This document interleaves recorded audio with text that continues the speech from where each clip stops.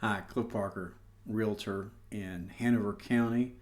Good to see everybody. It's been a couple of months since we've done a market update. I went and did something foolish and got my North Carolina broker license. So for the last, 2 months or so, I've had to do 90 hours of post-licensing exam material. So forgive me, but hopefully we'll be able to take care of any of those clients that want to go and buy a home at Lake Gaston or Nags Head, waterfront properties. So anytime you want to go looking at waterfront properties, we'll get the boat out and take a ride and go look at those waterfront properties. So anyway, we want to talk about the available data that we have on this absolutely crazy market. My wife Shannon is putting a couple of offers in almost every day for folks putting offers on homes. I'm pretty much on the listing side of things, but Shannon's putting offers in $50,000, $100,000 over asking price, still not gotten those houses. I don't think I would believe that if we weren't seeing this firsthand. So I think everybody knows, unless you're hiding under a rock, you've probably heard about sort of the craziness in the markets, and you're seeing prices go up and inflationary trends, used car prices, home prices, talking about inflation, talking about hyperinflation, and the government printing money, all these things. They're definitely interrelated, but we're going to just focus on the housing side and really what that means. So let's just, not project. Let's just look at the data.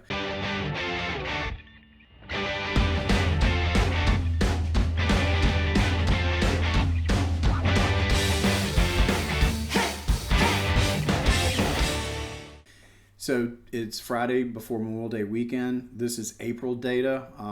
Next month, after the 10th of the month, we'll have May data and we'll have another update. But let's just see where we are from here. So let me start from the beginning on this slide presentation. So the main driver of the housing shortfall has been the long-term decline in the construction of single-family homes. So let's just put that into perspective that in 2006 and 7, when the last housing crisis occurred, there was a fake demand because they were giving mortgages to people that didn't have jobs for $500,000 homes. So the construction industry was building homes and there was demand.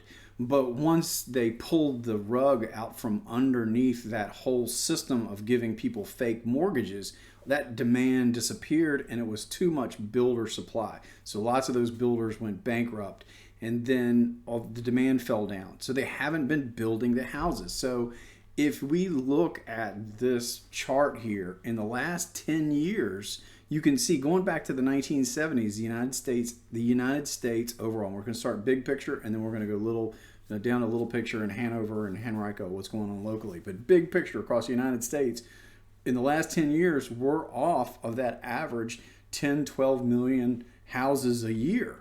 Right? So there is a systemic long-term trend. It's just supply and demand. There's more people that want houses, the mortgage rates are low, and the houses aren't out there. So if you just ask me right now, Cliff, are things going to get worse in terms of housing prices or before they get better? I would say absolutely. We're not going to see a crash, okay? No time soon. So let's go through. And that's the other thing, is right now everybody thinks the market's going to crash, and when everybody thinks the market's going to crash, it doesn't crash.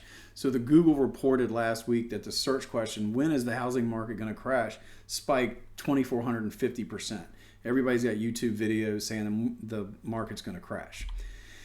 So, why are people moving? The same trends are in place. You've got baby boomers who got big houses, the McMansions, they want to downsize.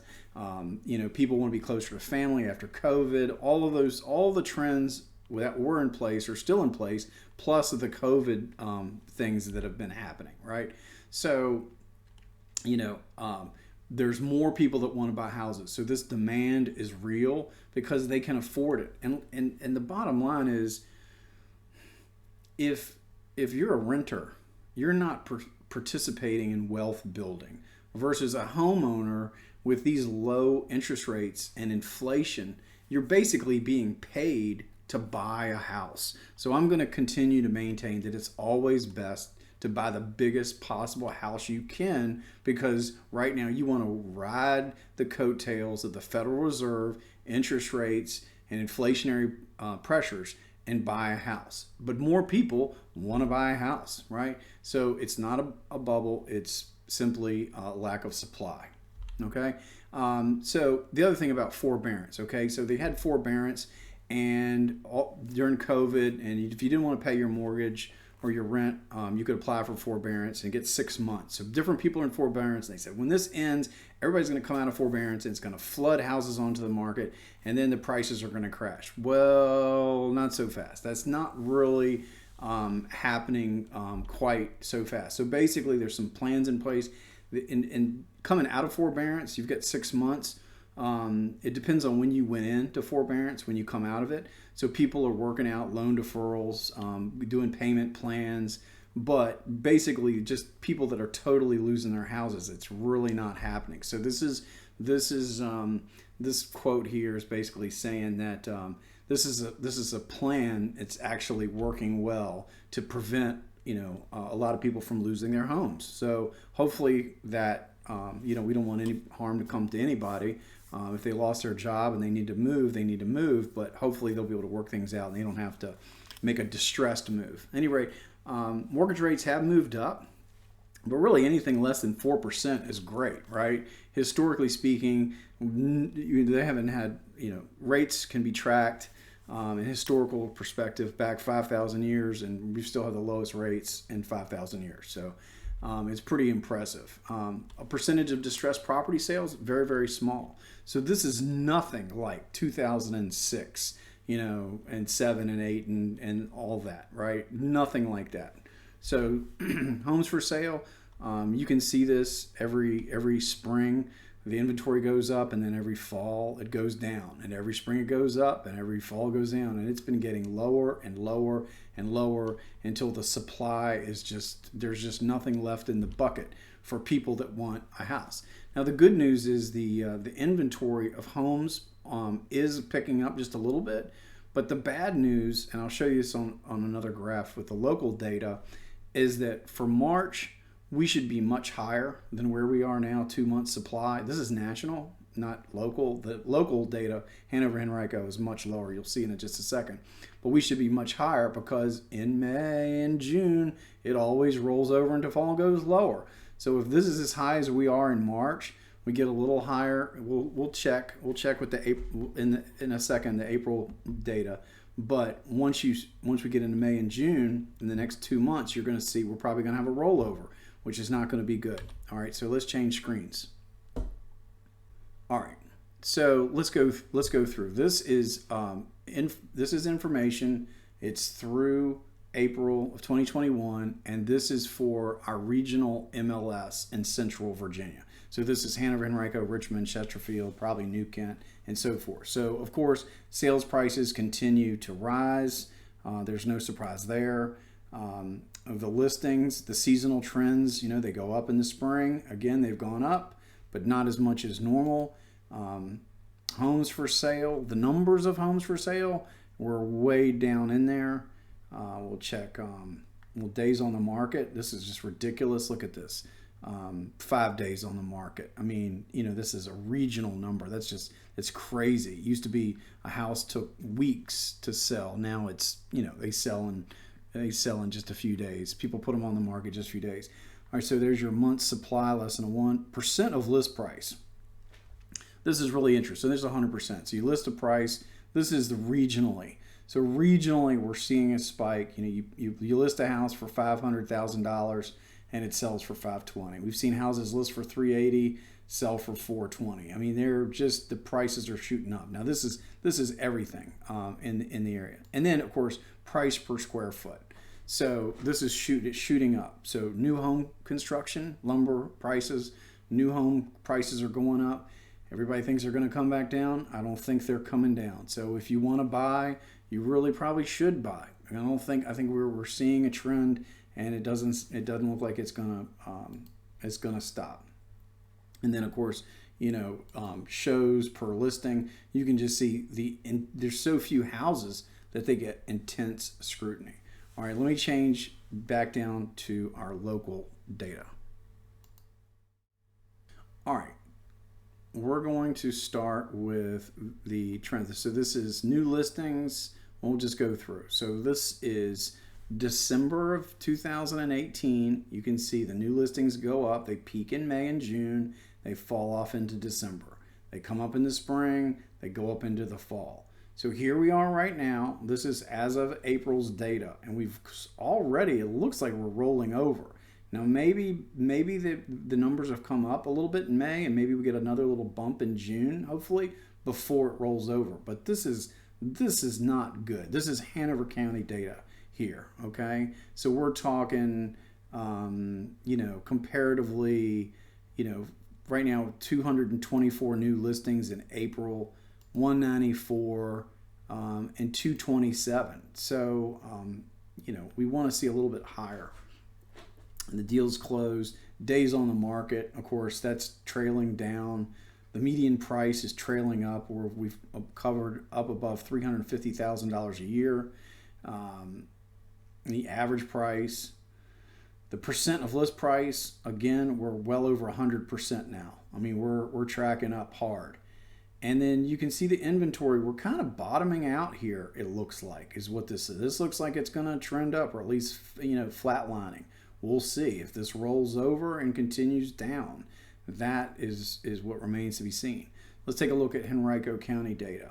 So Henrico definitely has more houses than Hanover. So we've got, almost double. So we've got much more data in here to look at. But again, things roll up into May and June. They go down into the fall. They roll up, okay? And you can see 2020, how jumbly the market was in Henrico County. And here we are. We're pretty low. Looks like we're kind of rolling over here, and we're not even. This is just April data, so we should be really moving up strong, and it looks like we're rolling over. Days on the market, again, coming down. Median price trending up, right? Percent of list price, well over 100% of list price. So the inventory, though, it looks like it is sort of bottoming here, which is good, right? So that's a good thing. So the takeaways on this right now are the market is really crazy. You want to have the best possible financial situation from your lender, or have cash to buy a house. People are waiving inspections. They're waiving appraisals. They're doing everything they can do when they're trying to buy a house. So it's extremely competitive. And if you ask me, should you waive an inspection, all those types of things? Of course not. It's ridiculous, right? You don't know if there's a snake pit in the walls of the house, or what you're getting yourself into. So you need to be really, really, really careful on what's going on right now with this market. And if you can wait, maybe back away and you wait into the fall, let things cool off a little bit into the fall season, and then see where things are. But it's potentially things are going to get worse before they get better in terms of this high demand. So it is a great time to sell a house. There's no question about it. The question is where you're going to go. We've got clients that are going to be buying a house that's under construction, and now the construction is delayed because they can't get materials, right? So we can't sell their house because they're waiting to move to a new house, waiting for that house to be built, and they don't know when it's going to be built. So this problem is sort of feeding on itself, and getting a little bit worse. The other thing is you could sell a house and move in with a friend or family, temporarily, so you've got that cash, and then you're ready to deploy it when you're ready to make an offer. So whatever you got to do to be able to put yourself in the best position, we're happy to talk to you. And then in terms of listing, they're very competitive. We've got a flat fee program that we work with clients, so that we charge them a flat fee. We're saving our clients thousands of dollars on their home listing to get it listed. There is no reason that we need to have these huge fees to sell a house, especially when, in some cases, you don't even have to do the work, all of the work that's necessary to market the house, because, people are just, going to it like it's red hot. So give us a call. We'll help you list your house. We'll help you find a new one. There are more houses coming onto the market right now, slowly, but they are out there. Sometimes you got to look for a deal and really focus in on what you're looking for.